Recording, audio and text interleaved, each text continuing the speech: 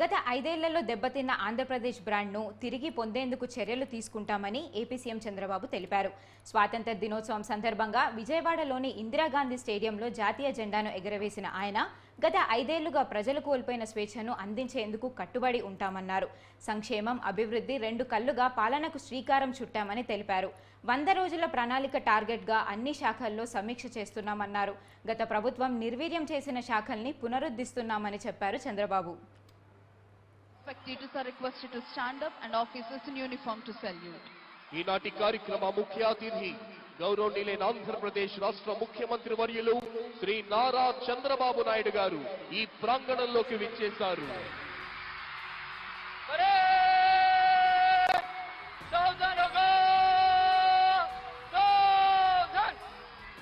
Today's chief guest and Honorable Chief Minister of Andhra Pradesh, Sri Nara Chandrababu Naidu Garu, has arrived at this premises and is being received by Sri Neerab Kumar Prasad IAS, Chief Secretary to Government, Sri C.H. Dwarka Tirumal Rao IPS, Director General of Police, and is introducing senior civil and police officials.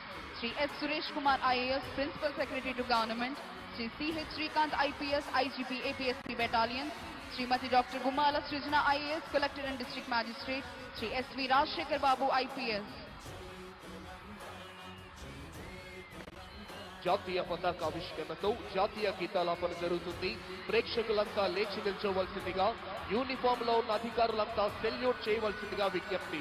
Honorable Chief Minister is requested to hoist the national flag.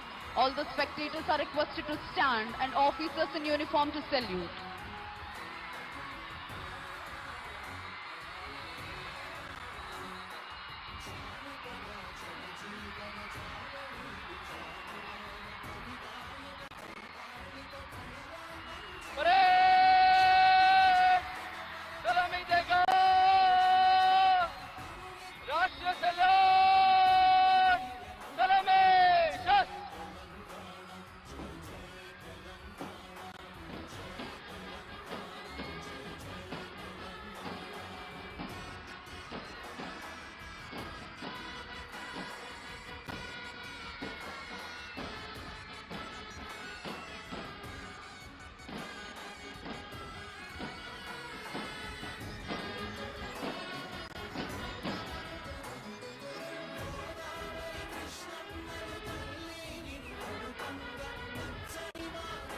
చర్చించుకునే డిజైన్లతో సంపద సృష్టించే రాజధాని నిర్మాణాన్ని మొదలుపెట్టాం. మనది వ్యవసాయ ఆధార రాష్ట్రం. రైతు బాగుంటేనే రాష్ట్రం బాగుంటుందని నేను ఎప్పుడూ నమ్ముతాను. అందుకే సాగునీటి రంగానికి అత్యంత ప్రాధాన్యత ఇచ్చి నాడు 5 ఏళ్లలో 68,000 కోట్ల రూపాయలు ఇరిగేషన్పై ఖర్చు చేశాం. రాష్ట్రానికి జీవనాడి అయిన పోలవరం ప్రాజెక్టుకి అత్యంత ప్రాధాన్యత ఇచ్చాం. ఒక యజ్ఞంలా పోలవరాన్ని నాడు పరుగులు పెట్టించి 73% పనులు పూర్తి చేశాం. తెలుగుదేశం ప్రభుత్వం కొనసాగి ఉంటే ఈ పాటికే పోలవరం పూర్తయి ఆ ఫలాలు రాష్ట్రం ప్రజలు పొందేవాళ్లు. 120కి పైగా సంక్షేమ పథకాలు, అభివృద్ధి పథకాలు, శాంతి భద్రతలు, అందరికీ ఉపాధి, పెట్టుబడులు, ఉద్యోగ అవకాశాలతో రాష్ట్రం దూసుకుపోతున్న క్రమంలో 2019లో వచ్చిన ఎన్నికల ఫలితాలు రాష్ట్రాన్ని చీకటిమయం చేశాయి. ఒక్క ఛాన్స్ పేరుతో అధికారంలోకి వచ్చిన పాలకులు కని విని ఎరుగని విధ్వంసాన్ని సృష్టించారు. వ్యవస్థల్ని చెరబట్టారు. బాధితుల్ని నిందితులుగా చేసి ప్రజాస్వామ్యాన్ని అపహాస్యం చేశారు. నియంత పోకడలతో, పరదాల పాలనతో రాష్ట్రాన్ని రావణ కాష్టం చేశారు. ప్రభుత్వ టెర్రరిజానికి నాంది పలికారు. ప్రజల ప్రభుత్వ భూములు, ఆస్తుల్ని దోచుకున్నారు. ప్రశ్నిస్తే దాడులు, కేసులు, అరెస్టులతో పెను ఉత్పాదం సృష్టించారు. ప్రజావేదిక ధ్వంసంతో ప్రారంభమైన నాటి విధ్వంస పాలనలో సంపద సృష్టి, ఉపాధి కల్పన కేంద్రమైన ప్రజా రాజధాని అమరావతిని పురిట్లోనే చంపే ప్రయత్నం చేశారు.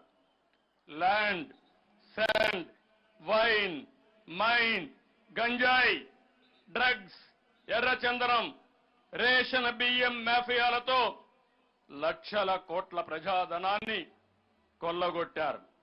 పోలవరం ప్రాజెక్టు నాశనం చేసి రాష్ట్ర ప్రజలకు తీరని ద్రోహం చేశారు.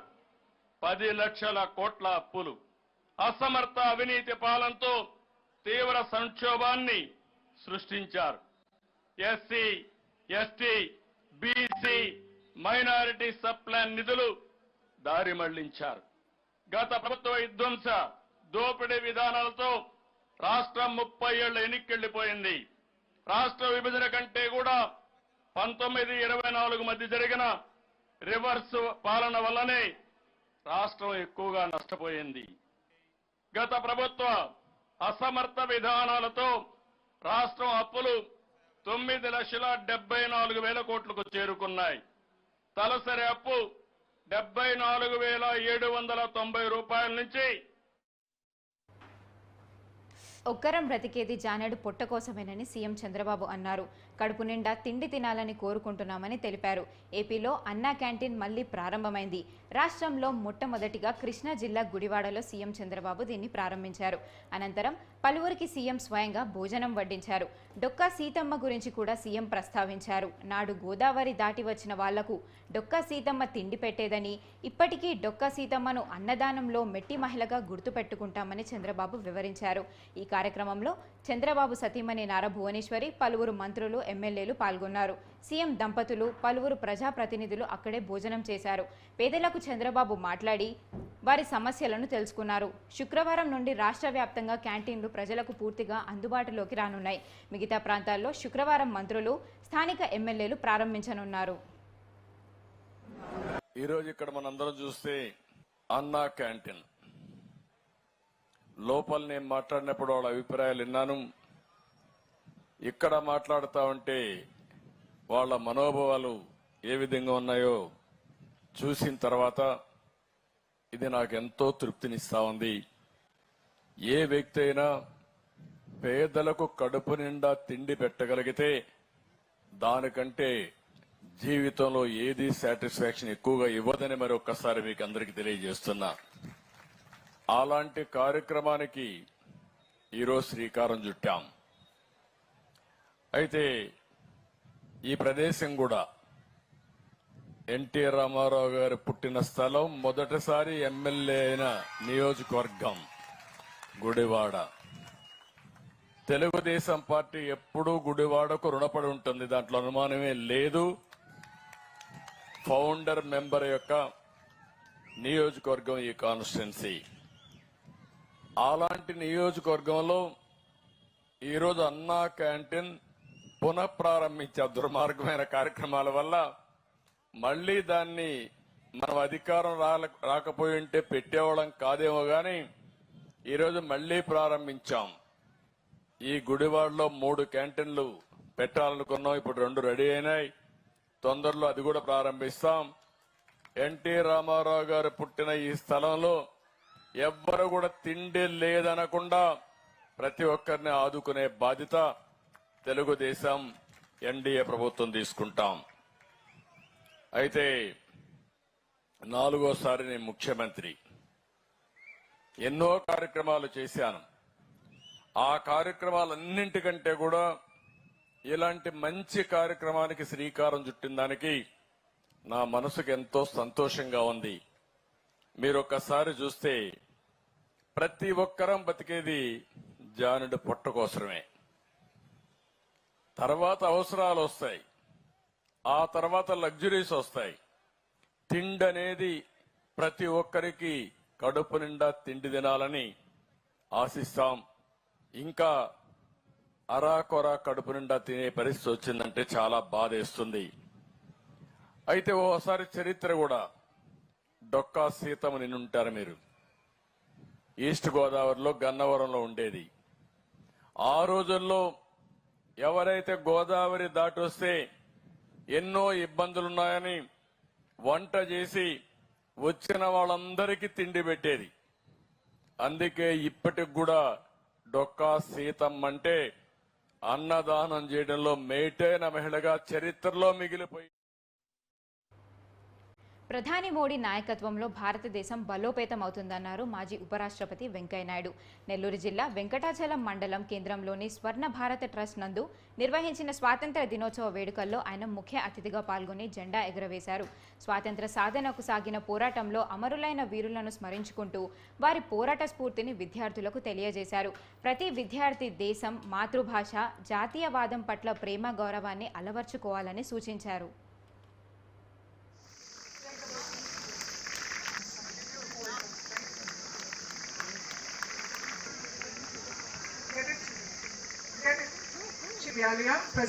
presenting it to our Honorable Chief Mentor, Swarna Bharat Trust. 78వ స్వాతంత్ర దినోత్సవ శుభాకాంక్షలు. పిల్లలందరికీ, విద్యార్థులందరికీ నా యొక్క ఆశీస్సులు. స్వర్ణ భారత ట్రస్ట్ యాజమాన్యం ఈరోజు మనమంతా కలిసి ఎగరేసిన ఆ మూవేళ్ల జెండా మన స్వేచ్ఛకు మాత్రమే కాదు, కోట్లాది భారతీయుల సంఘటితమైన సాధించే విజయానికి ఈ జాతీయ పతాకం ఒక ప్రతీక. ఈ సందర్భంగా మనకు స్వాతంత్రం కోసం, పరాయి దాస్య శృంఖలాలను తెలుసుకోవడం కోసం బ్రిటిష్ వాళ్ళతో తమ ప్రాణాలు ఎదురెడ్డి పోరాడిన మహనీయులు, దేశభక్తులు, స్వాతంత్ర సమరయోధులందరికీ నేను వినమ్రంగా నమస్కరిస్తున్నాను. వారందరికీ జేజేలు పలుకుతూ ఉన్నాను. స్వాతంత్ర సమరయోధులందరూ కూడా వారి కారణంగానే, వారి త్యాగాల కారణంగానే మనం ఇవాళ స్వేచ్ఛగా ఉండగలుగుతున్నాం. మనం ఇవాళ శక్తివంతమైన భారత్గా మనం తిరిగి ముందుకు వెళ్తూ ఉన్నాం. అహింసా మార్గంలో స్వాతంత్రం సాధించిన జాతి మనది. ఇది మనందరికీ కూడా గర్వకారణం. అదేవిధంగా అనేక ప్రాంతాల నుంచి, వివిధ సామాజిక వర్గాల నుంచి, ఆర్థిక నేపథ్యాల నుంచి ధనికులు, పేదలు, ఉపాధ్యాయులు, విద్యార్థులు, కార్మికులు, రైతులు అందరూ కూడా కలిసికట్టుగా ఆ ఉద్యమంలో పాల్గొన్నారు. వారు అందరూ కలిసి ఒకటే లక్ష్యం, వారు స్వరాజ్యం కావాలి, పరాయి పాలన పోవాలి అనే మాటపై దేశం ఏకతాటిపై నిలబడి మహాత్మా గాంధీ, సర్దార్ వల్లభాయ్ పటేల్, సుభాష్ చంద్రబోస్ లాంటి మహనీయుల యొక్క నాయకత్వంలో భగత్ సింగ్, రాజ్గురు, సుఖదేవ్ లాంటి మహనీయులు, ఇక్కడ మన రాష్ట్రంలో టంగుటూరి ప్రకాశం పంతులు, అల్లూరి సీతారామరాజు, పక్కన ఉన్నట్టే తమిళనాడులో వీరపాండ్య కట్టబొమ్మన్, అలాగే రాణి రుద్రమదేవి, కుమరం భీమ్, ఇలాంటి అనేక మంది మహనీయుల యొక్క త్యాగాల ఫలితంగా మనం స్వాతంత్రాన్ని సంపాదించుకున్నాం. వాళ్ళ నాయకత్వాన్ని మనం నడిచాం. అందుకే మనకి ఇవాళ స్వేచ్ఛా వాయువులు లభించాయి.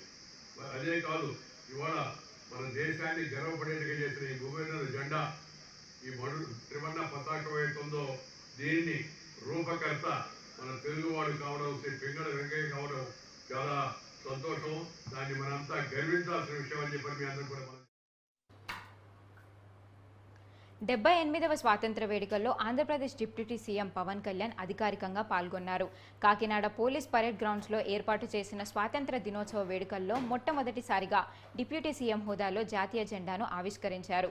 వేలాది మంది అమరుల త్యాగాల ద్వారా వచ్చిన ఈ స్వాతంత్రం వేడుకల వేళ తాము ఆనందించాల్సిన దానికంటే దేశ బాధ్యతను గుర్తు చేసుకునే రోజు అని, ఇలాంటి బాధ్యతే తనను ఈరోజు ఈ స్థానంలో నిలబెట్టిందని గుర్తు చేశారు. అలాగే కాకినాడ జిల్లాకు చెందిన పలువురు స్వాతంత్ర యోధులను డిప్యూటీ సీఎం పవన్ కళ్యాణ్ గుర్తు చేసుకున్నారు. దీంతో పాటు కూటమి ప్రభుత్వం రాష్ట్ర ప్రజలకు అందిస్తున్న సంక్షేమ పథకాలు, డొక్క సీతమ్మ పేరు మీద మధ్యాహ్న భోజనం, ప్రభుత్వం అందిస్తున్న పలు పథకాల గురించి పవన్ కళ్యాణ్ తెలిపారు. ఇంటర్మీడియట్ విద్యను నెల్లూరులోనూ అభ్యసించి అనంతరం కంప్యూటర్ విద్యలో డిప్లొమా చేసి 1996లో చలనచిత్ర పరిశ్రమలో ప్రవేశించి పవర్ స్టార్గా ప్రసిద్ధిగాంచి 2009లో రాజకీయ రంగ ప్రవేశం చేసి 2014లో జనసేన పార్టీని స్థాపించిన నాటి నుండి అహరహరం శ్రమించి గెలుపు ఓటములను ఒకే రకంగా స్వీకరించి 2024వ సంవత్సరం సార్వత్రిక ఎన్నికల్లో రాజ్యాంగబద్ధమైన విజయ కేతనాన్ని ఎగురవేసి ఆంధ్రప్రదేశ్ రాష్ట్ర ప్రభుత్వంలో ఉప ముఖ్యమంత్రి వర్యులుగా ప్రమాణ స్వీకారం చేసి తనదైన శైలిలో సత్తా చాటిన గొప్ప వ్యక్తి మన గౌరవ ఉప ముఖ్యమంత్రి వర్యులు శ్రీ కొణిదెల పవన్ కళ్యాణ్ గారు. చతురతతో మా మీద చాలా బలమైన బాధ్యత పెట్టారు మీరందరూ. ఆ బాధ్యతని చాలా జాగ్రత్తగా బరువు బాధ్యతలతోటి ముందుకు తీసుకెళ్తాం.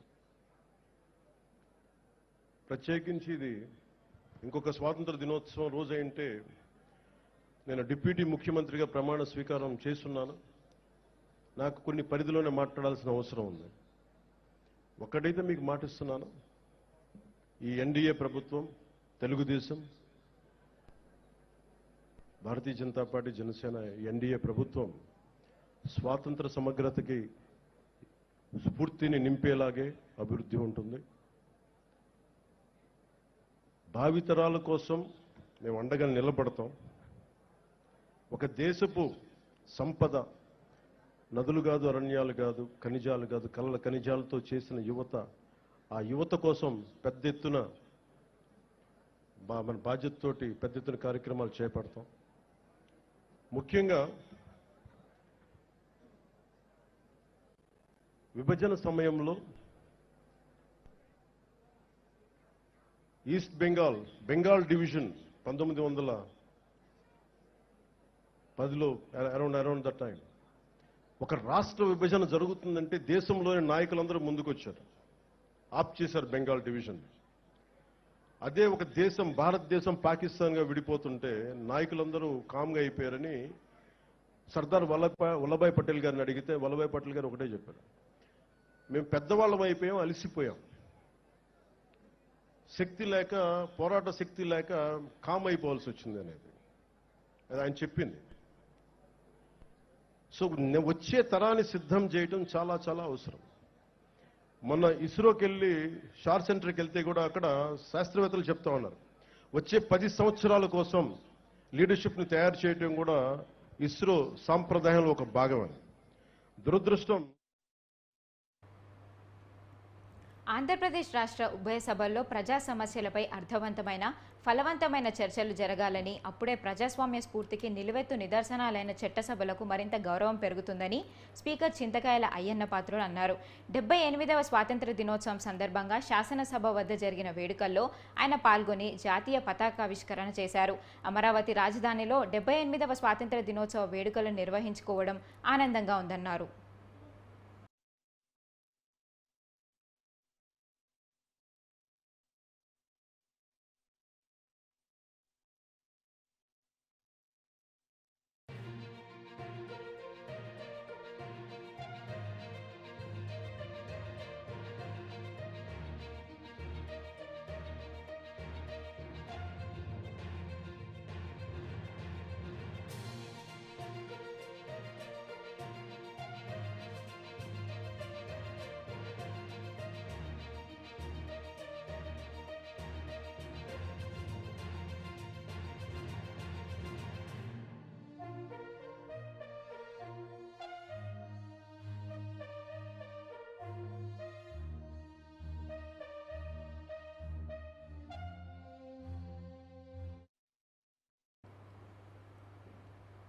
అనకాపల్లి స్థానిక ఎన్టీఆర్ గ్రౌండ్స్లో 78వ స్వాతంత్ర దినోత్సవ వేడుకలను ఘనంగా నిర్వహించారు.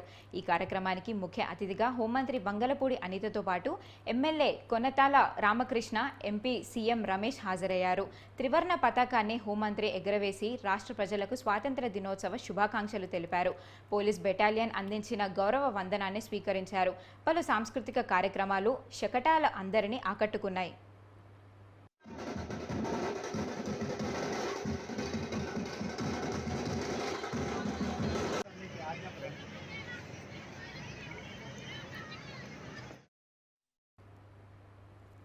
డెబ్బై 78వ స్వాతంత్ర వేడుకలు గుంటూరులో ఘనంగా నిర్వహించారు. ఈ కార్యక్రమంలో మంత్రి నారా లోకేష్ పాల్గొని జాతీయ జెండా ఆవిష్కరించారు. అనంతరం పోలీసుల గౌరవ వందనం స్వీకరించారు. రాష్ట్రంలో ప్రజాప్రభుత్వం ఏర్పడిందని, మహిళలు, యువకులు తమ హక్కుల కోసం స్వేచ్ఛగా మాట్లాడుకునే అవకాశం వచ్చిందన్నారు.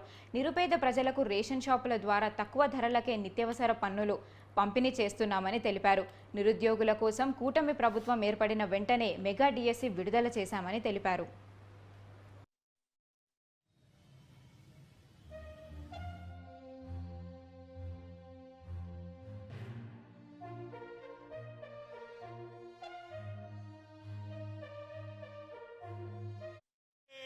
Just act again, act again.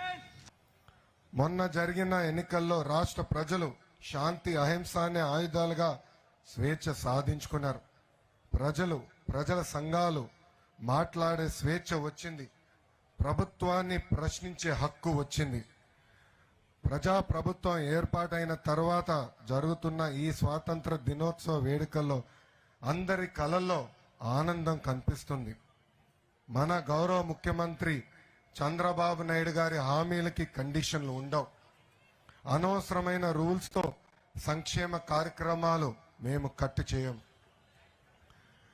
ఏడాదికి 250 రూపాయలు పెన్షన్ పెంచడం కాదు, ఒకేసారి 1000 రూపాయలు పెంచి 4000 రూపాయలు చేశాం. ఇచ్చిన సూపర్ 6 హామీలకి మేము కట్టుబడి ఉన్నాం. యువతకు 20 లక్షల ఉద్యోగాల కల్పన మా లక్ష్యం. దాంట్లో భాగంగా 16,347 పోస్టులు భర్తీ చేసి డిఎస్సి కూడా మేము ప్రకటించాం. పేదవాడికి ఆకలి తీర్చే అన్న క్యాంటీన్ ప్రారంభిస్తున్నాము. మహిళలకు ఉచిత బస్ ప్రయాణం, ఏడాదికి ఉచితంగా 3 గ్యాస్ సిలిండర్లు, 18 నుంచి 59 సంవత్సరాల వయసు కలిగిన మహిళలకి నెలకి 1500 రూపాయలు అందిస్తాం. ప్రతి రైతుకి ఏడాదికి 20,000 రూపాయలు ఆర్థిక సహాయం చేస్తాం. 78 స్వాతంత్ర దినోత్సవం వేడుకల్లో జరుపుతున్న ఈ సందర్భంగా గుంటూరు జిల్లాలో జరుగుతున్న అభివృద్ధి సంక్షేమ కార్యక్రమాలు ప్రజలకి నేను తెలియజేస్తున్నాను.